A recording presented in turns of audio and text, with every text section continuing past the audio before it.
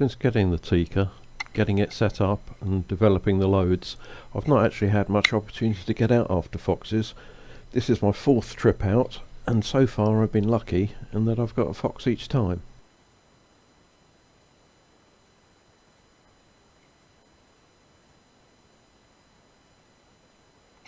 I caught this fox out of the far hedgerow, something like 300 yards away.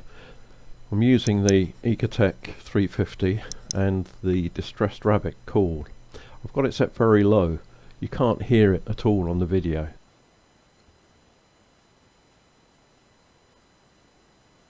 Although the caller definitely did pull this fox in, it didn't seem to be that interested in the caller once it got into the field. It kept moving towards me, so I bided my time. There wasn't much point trying to shoot at an extended range. It was heading towards me anyway.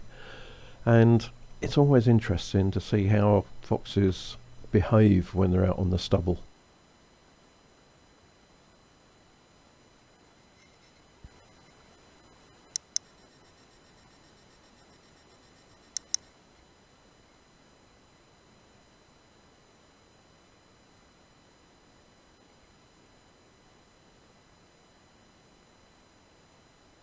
Normally when I see foxes out on stubble, they're hunting mice, and you see the classic fox pounce.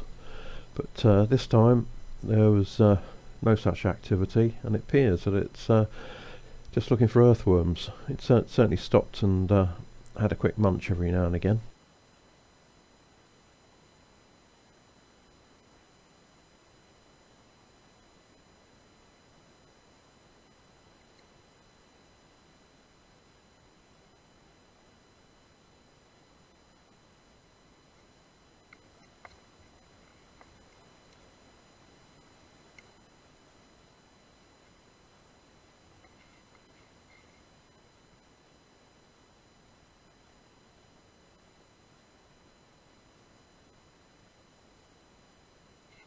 No doubt some of you are sitting there, holding your breath, waiting for the shot.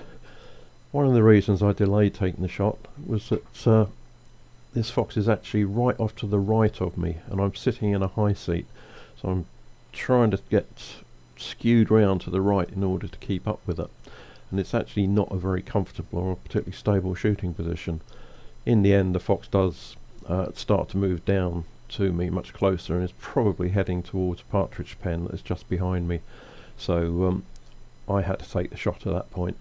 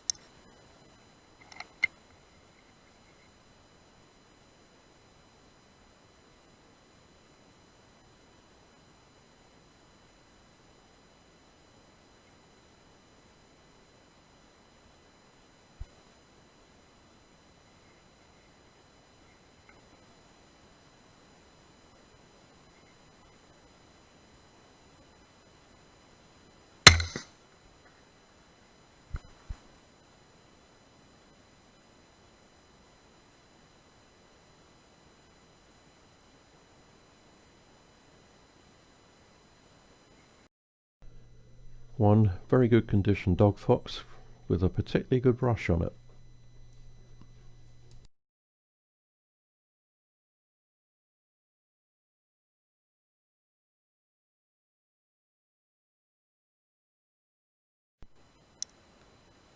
I've included the clips of the Roe Deer because I like watching them, but also because later on it illustrates just how dangerous it can be to speed on Norfolk's roads after dark.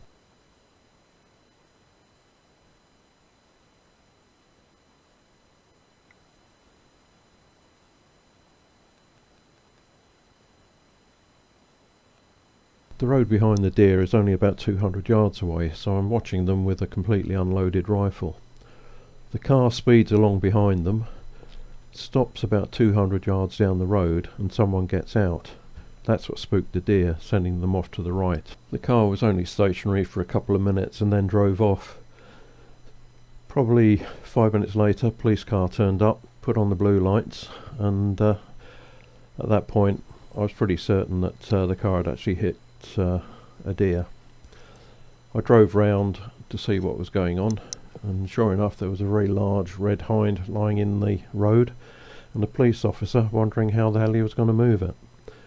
Fortunately, he'd actually called another car, which turned up soon afterwards, and it took 4 of us to lift the hind out of the road, up a small bank and into the adjacent field.